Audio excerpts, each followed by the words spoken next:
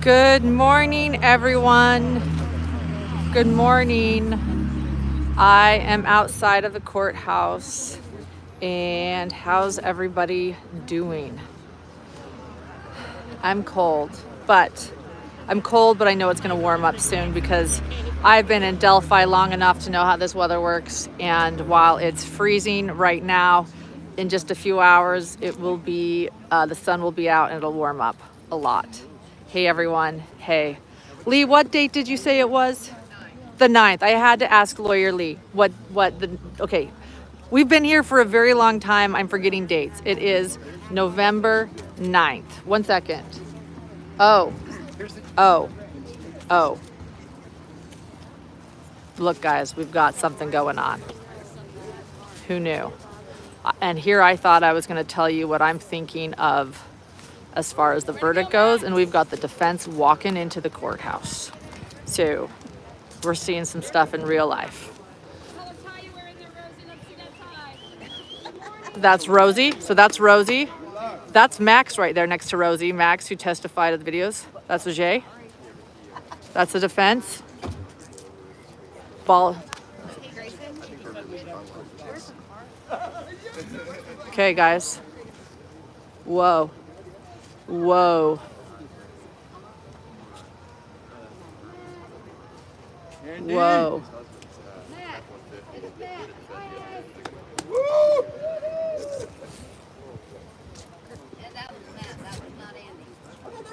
No, that's Matt. No, Matt. They look like brothers.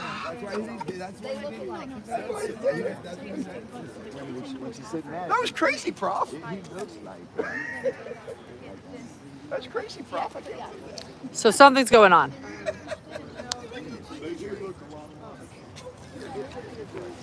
In other words, something's going on. You guys are seeing this real time.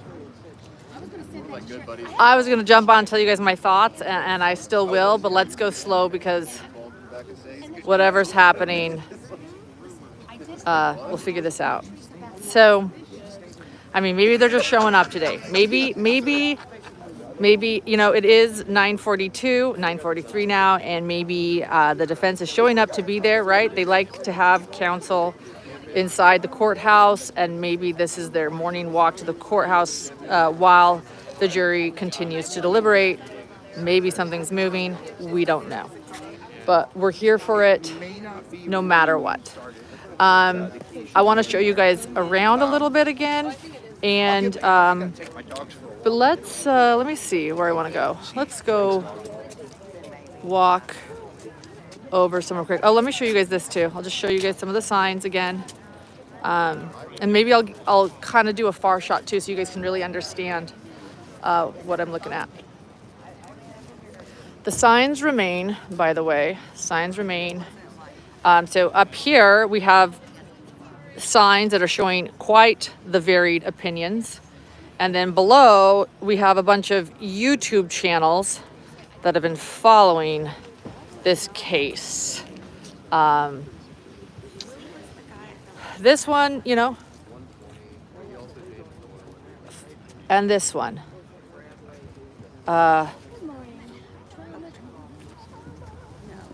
It's interesting, right?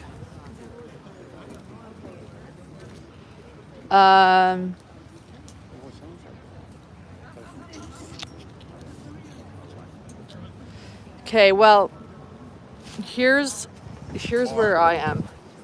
And like I said, it's so funny. I want to go somewhere kind of private to talk about this. Let's, there is nowhere private. That's the first thing. And, hey, Frank, you've got something for me? I'm live right now, but. Somebody bought some cookies for you yesterday. Oh, really? Yeah, they're in the car. Oh, thanks. And this is, do you want to say hi, Frank? Hey guys, good morning. Hopefully we got a verdict today. Yeah. We're all friends here in this line. We've been doing this for justice for Abby and Libby. Yes. Oh, and look here. I couldn't agree more. That day that changed so much. So all these signs are down here.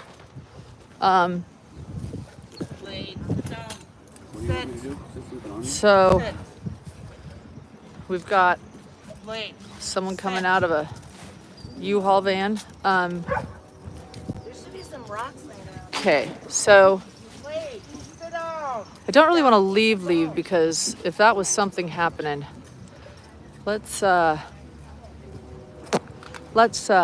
over here real quick, and I'll give you guys a wide shot of everything.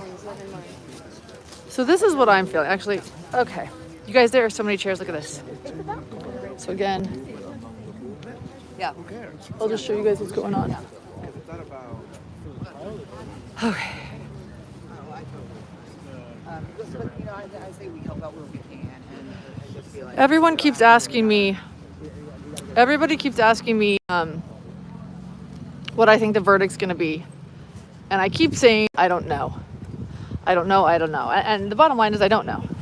Only the jury knows. But I have some thoughts, and I just want to share it with you. I've told you guys, I believe after I've seen all the evidence and heard all the confessions, I believe that Richard Allen is guilty. 61 confessions. Let me tell you though, I feel like I last night leaned towards, I think this jury, so here's me predicting, I could be wrong, I think that this might be a not guilty verdict. And here's why that I'm feeling this. So I'm just going to be honest with some thoughts that I've been holding back, and we're going to sort this out together. I think that let's go sit in this gazebo. Oh no, I don't think I'm allowed on the courtroom. I was about to go sit in this gazebo. How nice. But I don't think they want any YouTuber on courtroom property. So, okay.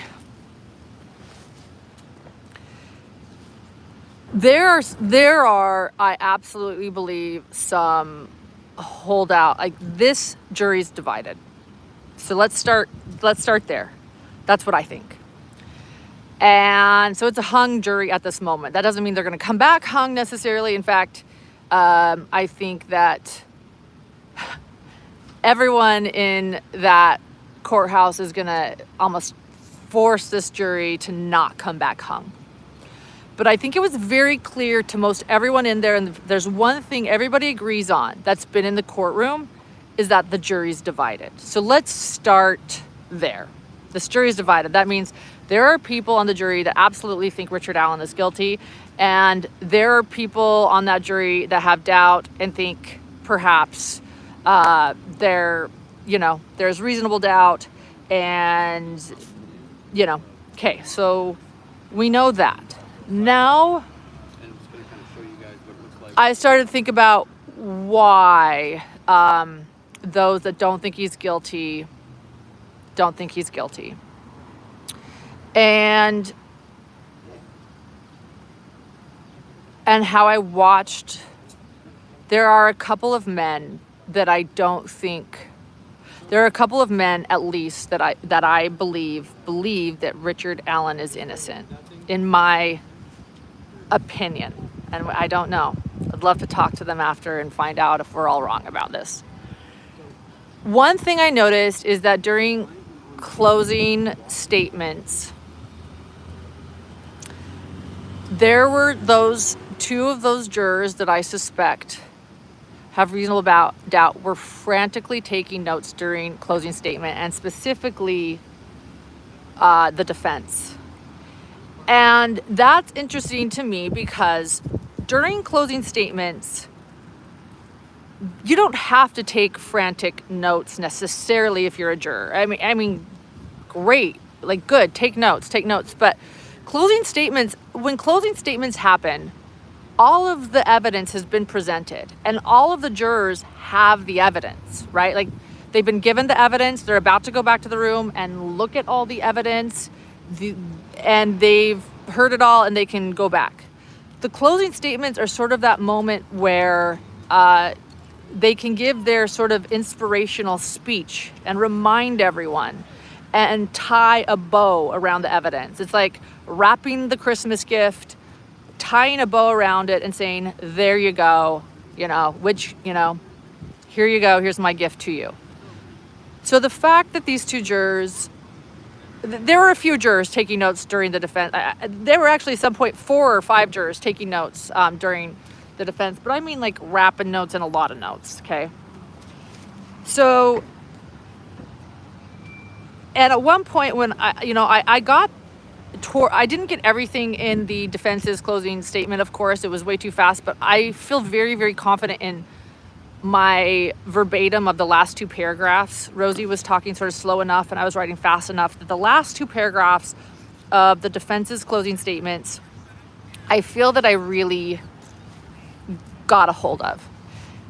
And it was at that moment too where I looked up at a juror and I could tell this one of them, he was inspired. And it was a moment when Rosie was giving his sort of ending and he had the medieval picture, the picture up, a sketch, a drawing of a medieval torture device. And he said, of course we don't use this now for torture. Now torture it's now, though, we're using solitary confinement, which is a form of torture, and it's slow and it's subtle.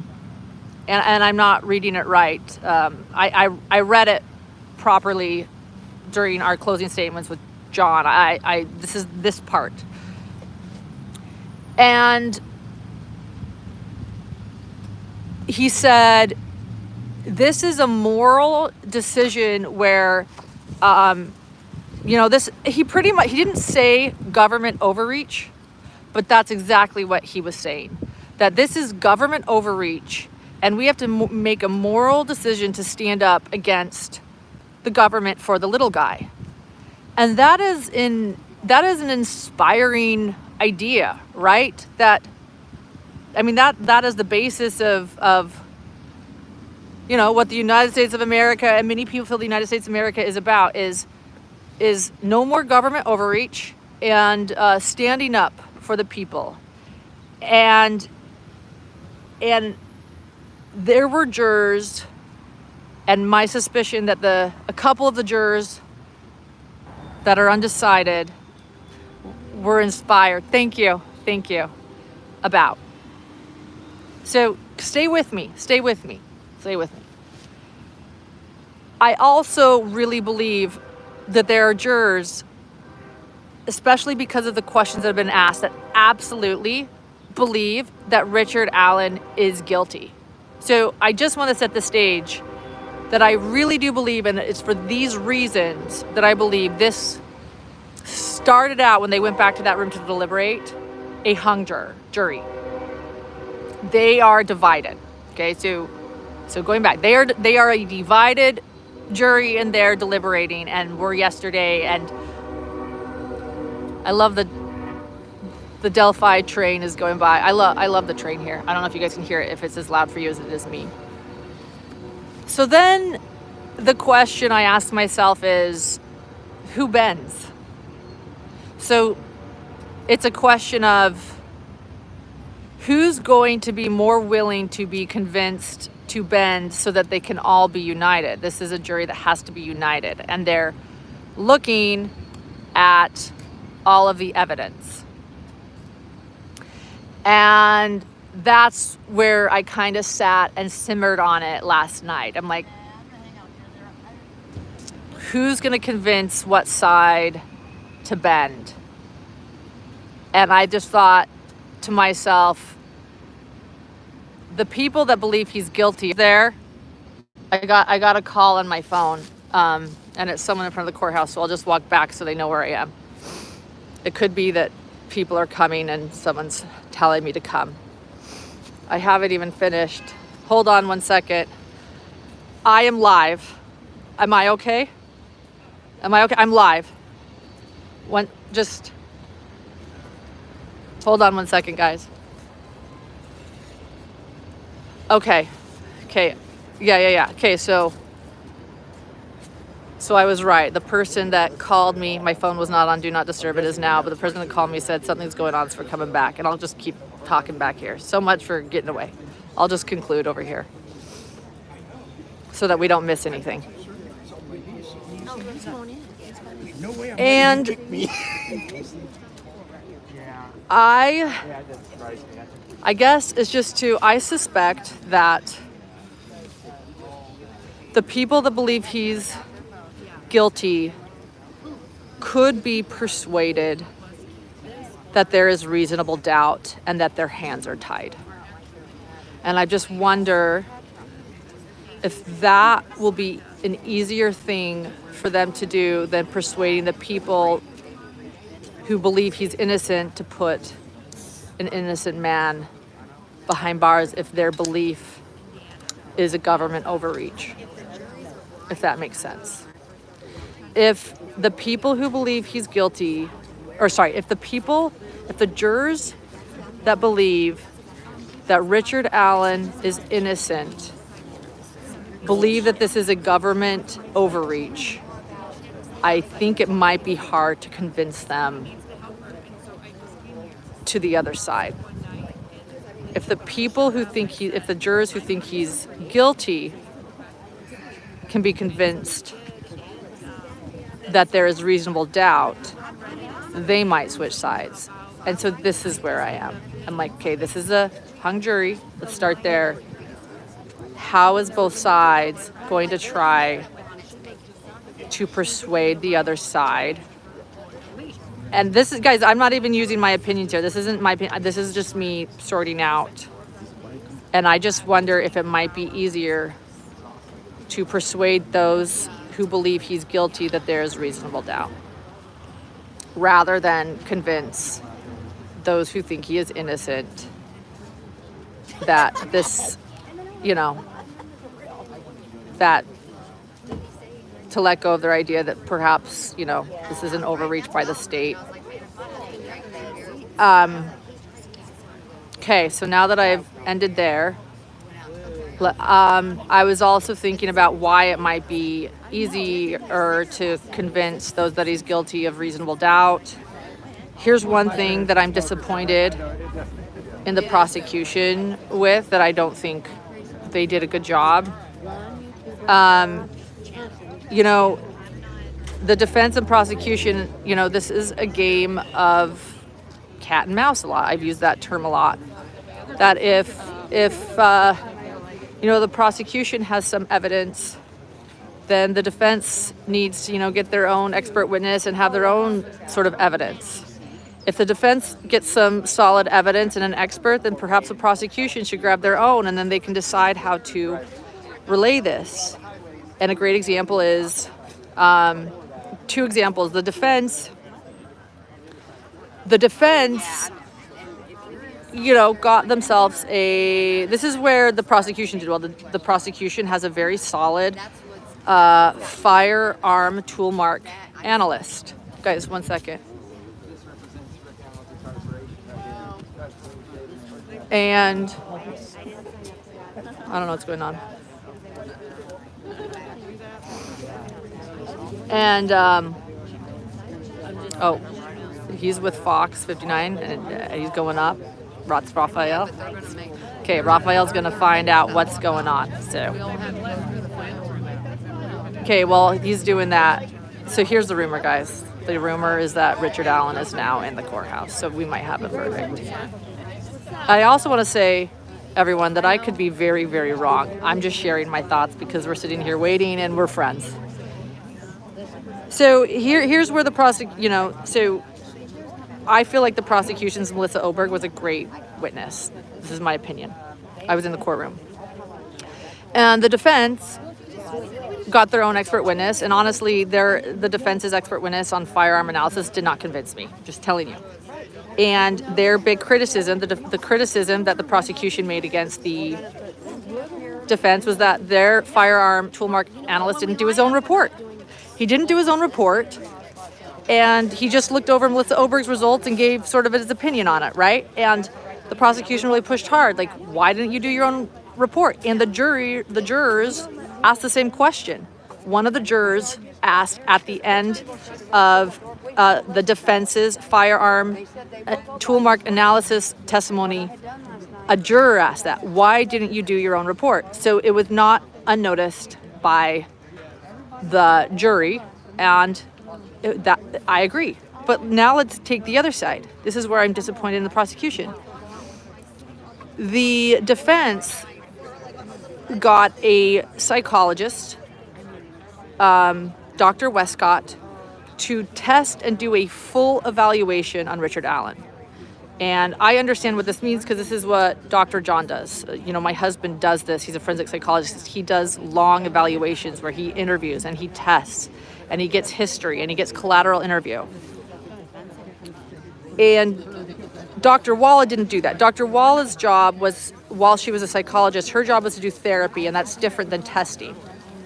And then Dr. Martin, the psychiatrist, his job is not to do testing. His job was for Richard Allen in prison. His job was to prescribe medications, to diagnose prescribed medications, but not to do this full evaluation. So only one side did a psychological evaluation, like a full evaluation with testing and everything. That's called a forensic evaluation. And that was the defense. And these are really important. Of course, I'm biased because, again, my husband does these. And they got Dr. Westcott to do that. And interestingly, like as I listened to it, I thought, okay, she actually sort of validates everything Dr. Walla thought and everything Dr. Martin thought as far as the dependent personality and the depression and some, bouts of psychosis. I'm like, okay. And the way she explained it, though, was sort of in this defense. This is where I'm going. The prosecution could have done the same thing. The prosecution never got their own expert or psychologist from an outside perspective, not someone in the prison, to go do an evaluation on Richard Allen too. The prosecution should have hired a well-known expert witness outside of Westville to go and do testing, a psychologist to go do testing and a full evaluation. They could have gotten the same results as Dr. Westcott, but translated it differently, and they could have shared why this means that they felt his confessions were accurate or whatever. And they didn't do that.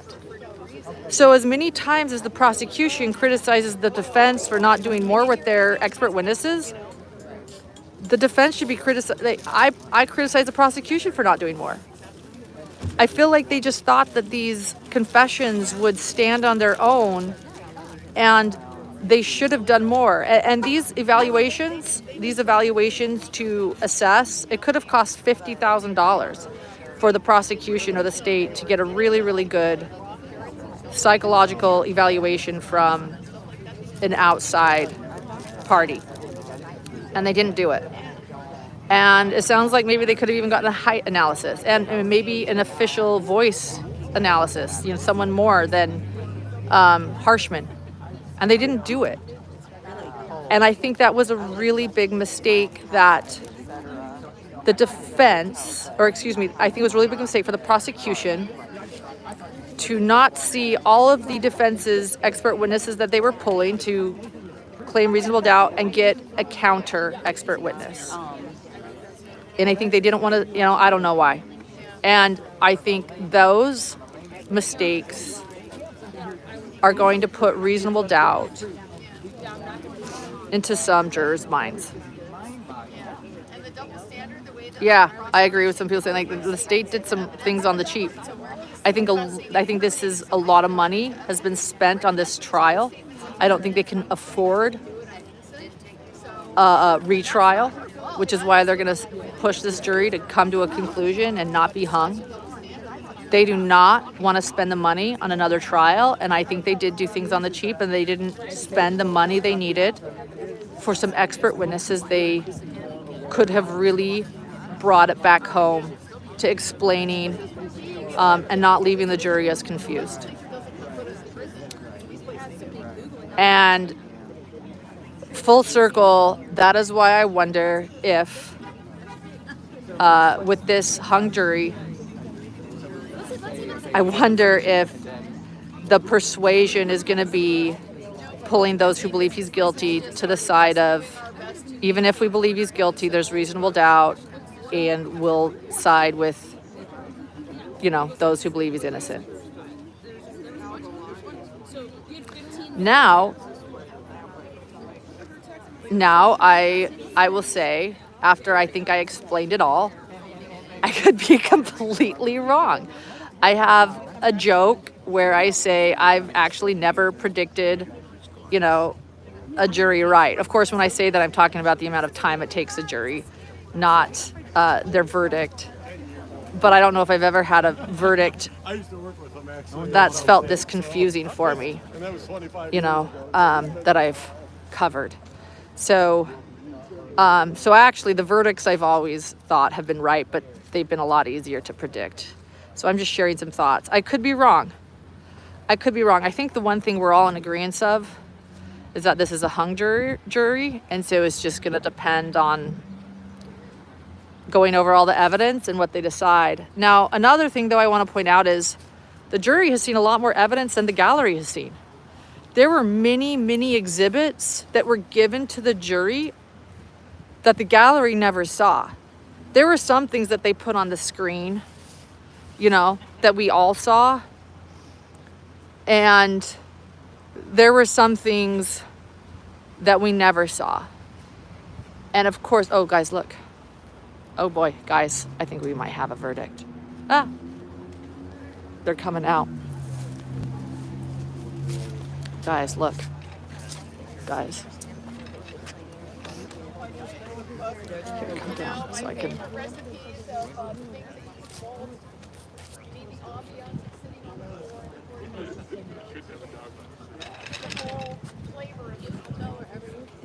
That's Max, by the way. He's the one who testified that he watched all the videos in the front there. Right there. So what's going on?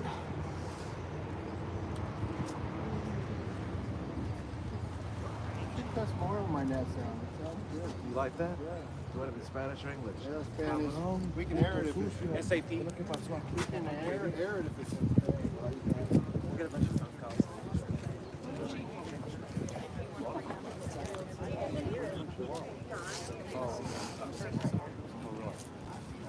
Can I see the keys again?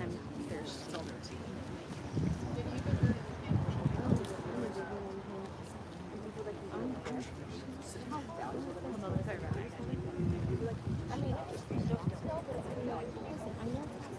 Yes, the jury is deliberating on a Saturday. I saw some of the questions you guys asked. And one thing, though, to bring up, this is why I believe that the jury will probably come to a decision today, is they're sequestered. They're staying in hotels. They're not allowed to see their family right now. Their electronics are been taken away. And Judge Gull has made it clear that if they don't come to a decision today, they have to have Sunday off. Everybody needs a day off, and that's going to be tomorrow. So while they're deliberating on a Saturday, they will not tomorrow. And if this jury wants to go home, they're going to come to a decision. I have to be honest, with all the action and things I'm seeing outside of the courthouse, I believe there is a verdict. Everything I'm saying in this live, I'm prefacing with, I could be wrong. This is me speculating with you guys. This is me processing things with you guys. This is me saying I could be wrong. This is me talking things out with all of you. I could be wrong. But what I also, you know, this is just where I am. And I am seeing, I have not seen this type of action outside of the courthouse, and I do believe that there's probably a verdict. The coming and going, Richard Allen being transported here. There's stuff going on. Hey, what did Raphael, did you learn anything? Nothing to report? Okay. Raphael, a reporter out of Chicago who just went in that I pointed out, he said there's nothing to report. So there you go. But some, you know, there's movement. There's movement. Gatorade and water for the dogs. There is movement out here. Not us. Okay, let's walk back up here for a bit. I'll show you guys a back view.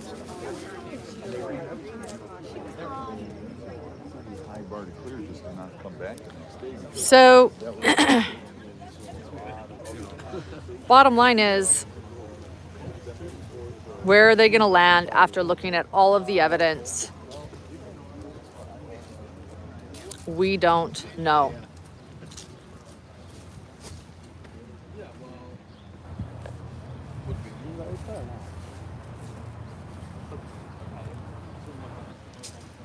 Let me show you guys a bit of Delphi. It's quite pretty, isn't it? I think Delphi is a beautiful town. The downtown is lovely. There have been signs everywhere. In fact, I would take you guys on a walk right now and show you all these signs. But I just don't know if I should be walking away right now. It just seems like something is happening. Whether or not they're reporting to Raphael nothing's happening or not. Let's go look at all the posters. I'll just take you guys. Just take you guys on a tour. Yeah.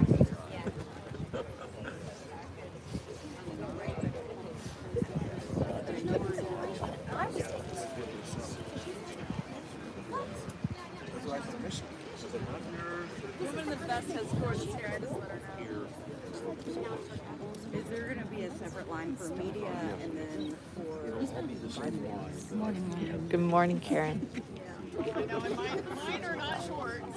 I have not, hey, Hillbilly, Belinda, I have not seen the family today, but that doesn't mean they're not there.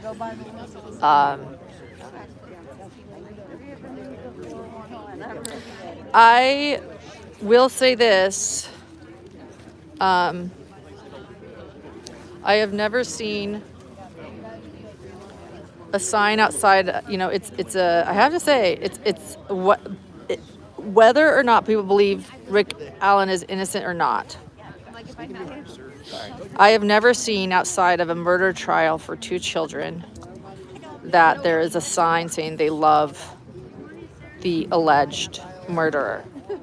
Whether you believe he's innocent or not, it's surprising to see. Because as I've said, we're all here because 2 little girls were murdered.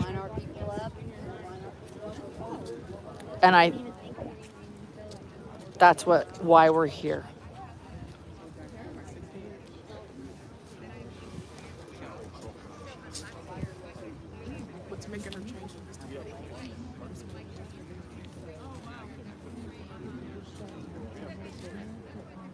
You haven't even got to see me.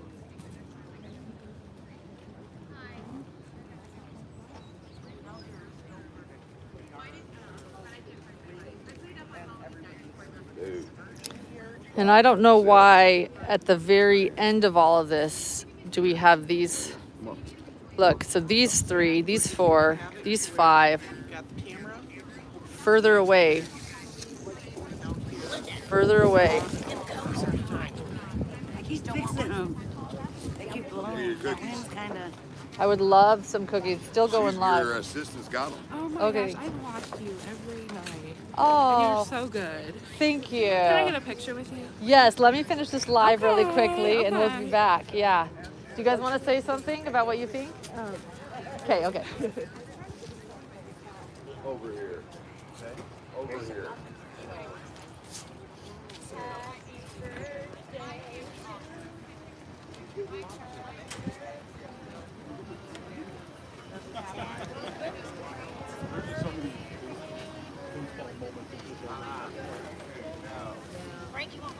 just a lot of own goals, you know? And And it goes back to one end, though they said they'll make it go. We were outside by the, not outside the building, but we were out by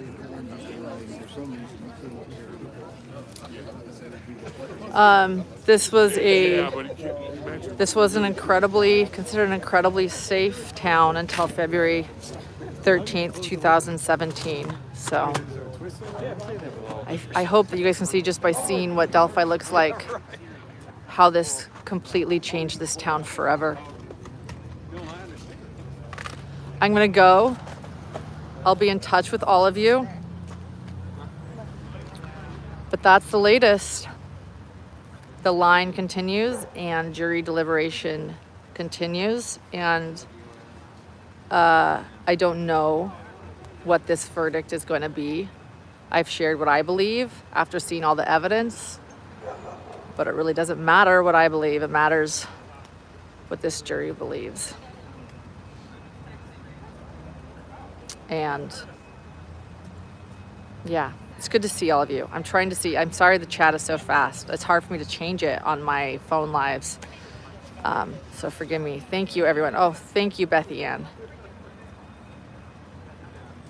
Bethy Ann, just so you know, I was trying to read what you wrote. Let's see if I can get it. Oh. You know, Bethy Ann, so Bethy Ann asked, Lauren and John, will you still do his podcast on this if he is found not guilty? Would love to hear this. And hey, Glenn, thank you. Well, congrats on being a gem. John and I have talked about that. I think we still would, but it would be different. We would have to, of course, it would be a little bit harder, but we would. But it would change a bit. So. Okay, guys, let's all be in touch. I'll try to go live later today too and just give you guys the rundown. So subscribe, hit notifications, and I'll continue going live.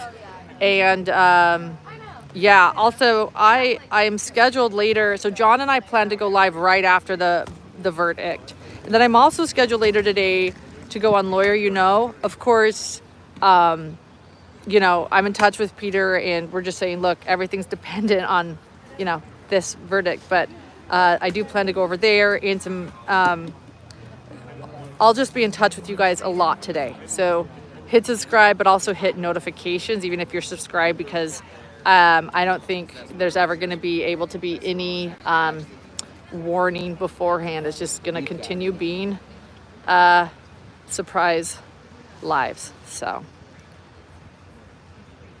All right, guys, we'll see ya.